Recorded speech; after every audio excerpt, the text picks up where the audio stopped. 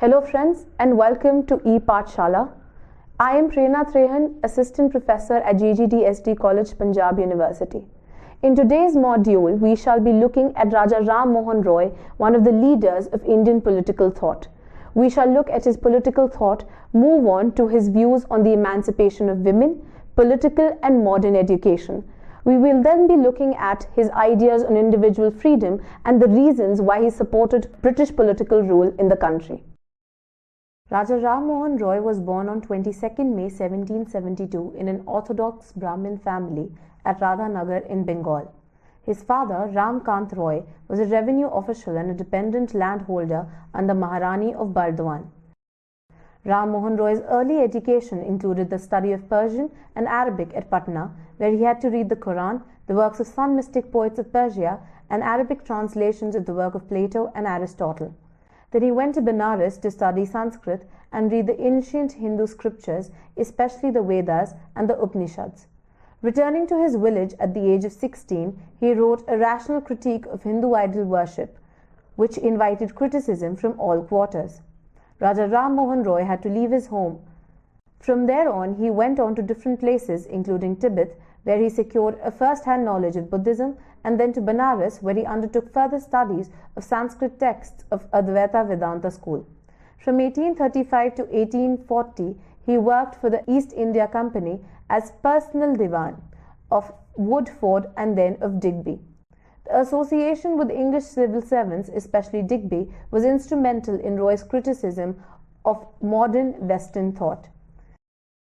In November 1830, he sailed for England to be present there to contract the possible nullification of the act banning sati. Powerful propaganda had been mounted by the Orthodox Brahmins against the banning of sati in 1829 by William Bentinck. Again, Raja Ram Mohan Roy was given the title of Raja, by the titular Mughal Emperor of Delhi, whose grievances the former was to present before the British king.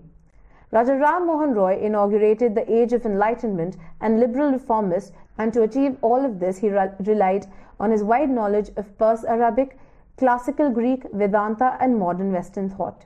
This has been acknowledged by many others, amongst Jeremy Bentham, C.F. Andrews, Bajendranath Seal and Rabindranath Tagore, that his concerns as a reformer and thinker were not confined to India. Furthermore, Andrews calls him the pioneer of whole world movement, while Bentham, before he met Raja Ram Mohan Roy during the latter's visit to England, addressed him in a letter as intensely admired and dearly beloved collaborator in the service of mankind. Tagore has assessed Raja Ram Mohan's work in the following work. There was a day when all alone Raja Ram Mohan Roy took his stand on the common claim of humanity and tried to unite India with the rest of the world. He taught us that truth belongs to all men and that we Indians belong to the whole world. Raja Ram Mohan Roy extended India's consciousness in time and space. Several of degenerate features of the Bengal society were singled out scornfully in Raja Ram Mohan Roy's first work, Tehful-ul-Morawaddin, a gift to the monotheist, published in 1803-04 at Murshidabad, where he was living at the time. It was written in Persian with a preface in Arabic. In it, he exposed such irrational religious beliefs and corrupt practices of Hindu, like belief in revelations, prophets, miracles, the seeking of salvation bathing in a river, worshipping of tree, or becoming a monk and purchasing forgiveness for their crime from high priests, and the hundreds of useless hardships and privations regarding eating and drinking, purity and impurity, auspiciousness and inauspiciousness. In the introduction to his Bengali translation of Sama Upanishad, he pointed out the need to correct those exceptional practices which not only deprive Hindus in general of the common comforts of society, but also lead them frequently to self-destruction. Raja Ram Mohan Roy identified himself with the victims of religious orthodoxies, which he wrote in Tofat have become the cause of injury and detrimental to social life and sources of trouble and bewilderment to the people, instead of tending to ameliorate the condition of the society. From his diagnosis, Raja Ram Mohan Roy concluded that religious reform is both social and political modernization.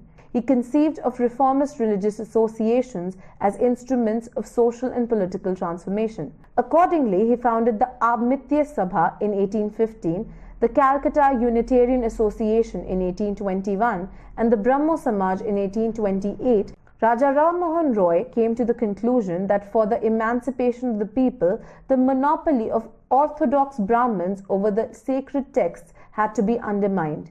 In other words, their exclusive rights to read and interpret the books of knowledge had to be challenged. In order to vindicate my own faith and that of our forefathers, he wrote, I have been endeavoring to convince my countrymen to find the true meaning of our sacred books. From his comparative analysis of different religions, Raja Ram Mohan Roy concluded that there are three basic tenets in all religions. First, belief in one universal supreme being. Second, the belief in the existence of the soul. And third, belief in life after death. Raja Ram Mohan Roy accepts that these beliefs are on the basis of reason and or social utility. Other than these basic tenets, he finds many false and objectionable dogmas and doctrines in Hinduism as well as in other religions. These, he says, must be rejected, for which he offers the following justification. If mankind are brought into existence and by nature formed to enjoy the comforts of society and the pleasure of an improved mind, they may be justified in opposing any system, religious, domestic or political, which is inimical to the happiness of the society or calculated to debase the human intellect. Emancipation of Women. Raja Ram Mohan Roy is well known for his pioneering thought and action on the emancipation of women, especially on the abolition of sati or widow burning. He then used the words of Dr. David Kopf, found Bengali Hindu women uneducated, illiterate, deprived of property rights, married before puberty, imprisoned in parda, and murdered at widowhood by a barbaric custom of immolation known as sati. Unless women were freed from such inhuman forms of oppression, Raja Ram Mohan Roy felt that the Hindu society could not progress. He characterized sati as the violation of every humane and social feeling and symptomatic of moral debasement of a race. Just as he opposed the orthodox Christian doctrine of atonement, he also rejected the theory that the wife can or has to atone for the sins of her husband. Raja Ram Mohan Roy also advocated widow remarriage, female education, and the right to women to property. Caste system. Raja Ram Mohan Roy's attitude towards the caste system was somewhat ambivalent. While he practiced some of the overcaste rules, such as wearing of the sacred thread, he noted that God makes no distinction of caste and that a division into castes has been the source of want of unity amongst us. Pioneer of modern Western education. Raja Ram Mohan Roy was a pioneer of Western education which he believed would enlighten the Indians against superstitions and injustices of religious orthodoxies. The mere study of ancient Sanskrit texts, he said, would only keep the country in darkness. In his famous letter on education to Lord Amherst, he wrote, and I quote, "If it had been intended to keep the British nation in ignorance of real knowledge, the Baconian philosophy would not have been allowed to displace the system of modern men, which was the best calculated to perpetuate ignorance. In the same manner, the Sanskrit system of education would be best calculated to keep this country in darkness if such had been the policy of British legislature. But the improvement of the native population is the object of the government, and it will consequently promote a more liberal and enlightened system of instruction embracing mathematics, natural philosophy, chemistry, anatomy, and other useful sciences." In 1816, Ram Mohan Roy founded an English school, and some years later, he lent support to the founding of the Hindu College. In 1825, he started the Vedant College, in which the study of Western knowledge was combined with Indian learning. His political thoughts.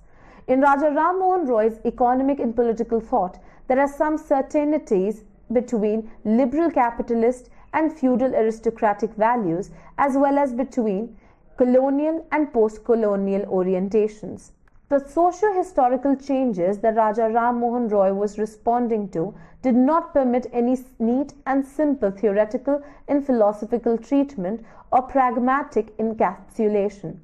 in the face of the unprecedented socio-historical changes that were unfolding before him, he, in his writings, advocated the cause of what he felt were liberating and growth-promoting forces and opposed what seemed to him oppressive and growth-inhibiting features of the emerging political economy.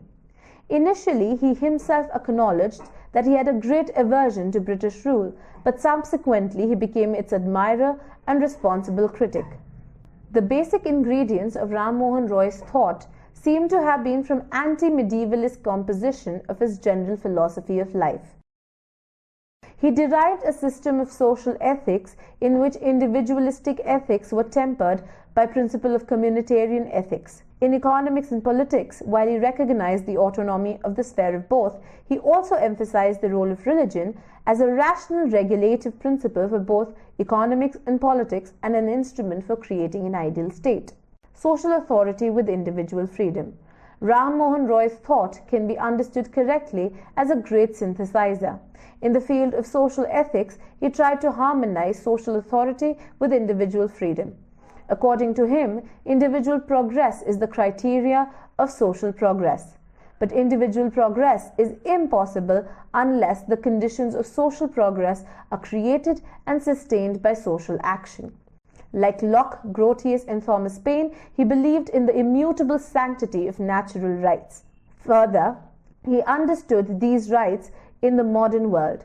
Nevertheless, his ethical sheer anchor was the Benthamite principle of the greatest happiness of the greatest number. Moreover, he understood that natural rights did not imply any possibility of the violation of equal rights of others. Reasons for support of British rule. Broadly speaking, there are two main reasons for Raja Ram Mohan Roy's favourable attitude towards British rule in India.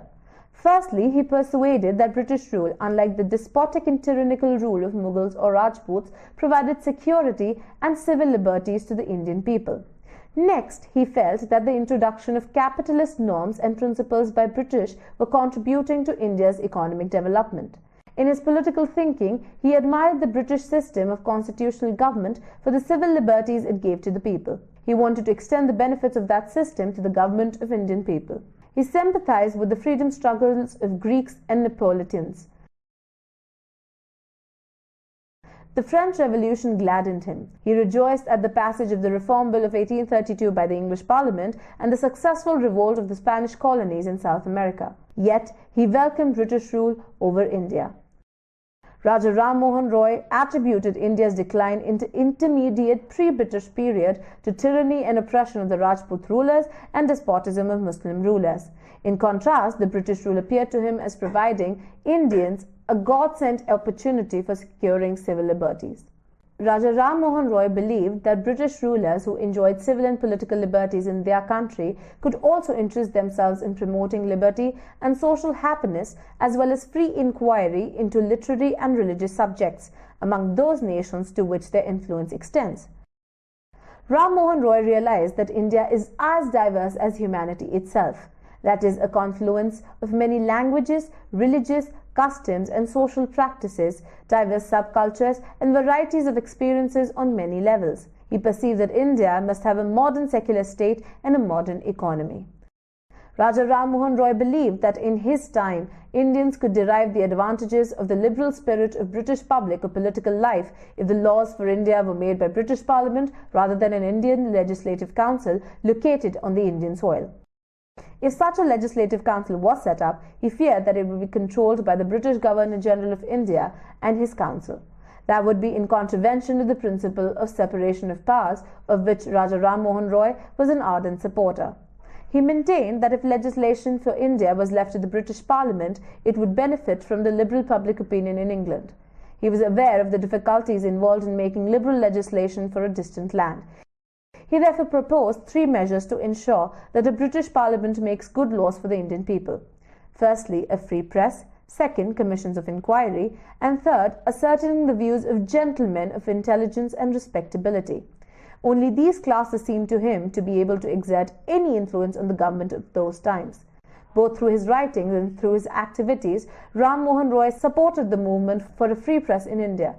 When press censorship was relaxed by Lord Hastings in 1819, Raja Ram Mohan Roy founded 3 journals: the Brahmanical Magazine in 1821, the Bengali weekly Samvad Kaumudi in 1821, and the Persian weekly Mirat-ul-Akbar in 1822. John Adams, who succeeded Lord Hastings as Governor-General, reimposed censorship in March 1823. Against this, a petition was made to the Supreme Court by Ram Mohan Roy, Dwarkanath Tagore, and several others. When the petition was rejected by the court, Ram Mohan Roy supported an appeal to the King in Council, which too was rejected. The British colonial state case against a free press in India was that India was a colonial administration and not a representative constitutional government, and that there was no effective public opinion in India.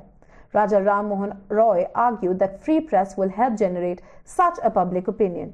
He also maintained that precisely because India was a colony, it stood in greater need for a free press if a revolutionary was to overthrow the rulers was to be avoided. Nature and function of state. Raja Ram Mohan Roy has a definite understanding of nature and function of modern state. In Roy's opinion, the chief function of the state is to protect the life, religion, and property of individuals. For this reason, the sovereign in the state must have the power to enforce law and order. He argued that since 1712, until the emergence of the company as a political power, there was no effective political force in India. Akbar too was the last but one representative of the imperial throne of Timur, enjoyed only the empty title of King of Delhi without royal prerogative or power. Ranjit Singh's power was confined to the northwestern India only. The British were in those circumstances the only effective political force in the country, and what was more, that they had used the position to maintain orderly relations of exchange and protect the lives and religion and property of the individuals. It was also in British India that literary and political movements were continuously going on. But he emphatically asserted that the sovereignty must not be in the office of the Governor-General or his subordinate officers, but King in Parliament, who was the supreme legislative power in the country. Reforms in judicial administration. In order to introduce reforms in judicial administration, Roy recommended the codification of the criminal and civil law and publication of the 2 codes in Indian languages to familiarize the community with the law of the country. In Benthamite fashion, he argued that the code of criminal law ought to be simple in its principles, clear in its arrangement, and precise in its definitions, so that it may be established as a standard of criminal justice in itself. Roy's focus, however, was not only on any organizational blueprint for a restructured world order. His preoccupation rather was with synthesizing a transnational humanist culture. He appreciated liberal, scientific, world-affirming attitude of modern Western thought. He further appreciated spiritual, inner self-purification and communitarian values of Advaita Vedanta, disapproved of its world-denying and self-denying assumptions. But such a critique of cultures and religions he undermined by the cultural arrogance of Orthodox Brahmins, Christian missionaries, and Macaulay educationists. Furthermore, Ram Mohan Roy also can be seen as the only person in his time to realize the complete significance of modern age. Roy knew that the ideal of human civilization does not lie in isolation of independence, but in the brotherhood of interdependence of individuals as well as other nations. His attempt was to establish our peoples on the full consciousness of their own cultural personality, to make them comprehend the reality of all that was unique in their civilizations, in the spirit of sympathetic cooperation. He was thus the pioneer of modern education and also a social religious reformer par excellence. In conclusion, it will be important to remark that Raja Ram Mohan Roy was truly the first modern Indian man. He was a polymath and extremely educated, and he used his views in supporting women reform and modern education in India. His efforts for banning sati and promotion of widow remarriage are noteworthy. Furthermore, his philosophy for individual freedom is also still relevant. Moreover, while he has been criticized for supporting British rule, it is important to contextualize and place him within the circumstances in which he functioned before being able to put forth a critical argument against Ram Mohan Roy. Therefore, for the study of Indian political thought, Roy's thought is extremely relevant and needs to be studied and explored further for a clear understanding. Thank you.